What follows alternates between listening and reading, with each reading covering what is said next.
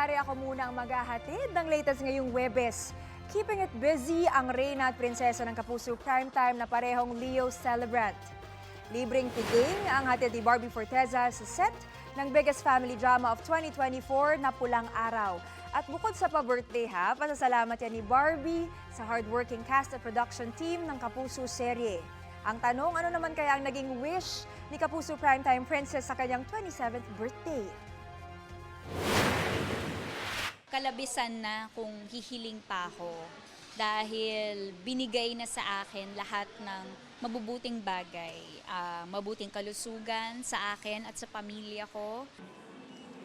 Yan. Turning 40 naman in a few days si Kapuso Primetime Queen Marian Rivera.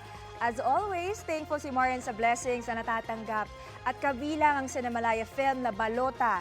Double celebration nga raw ang ganap ng birthday niya at pelikula this month. Sobrang grateful talaga ako sa kung ano man nangyayari sa buhay ko at 40 Wala namang masama sa pagiging 40. Tapos may 2 anak pa ako. Kapuso, para sa mga maiinit na balita, mag-subscribe sa GMA Integrated News sa YouTube.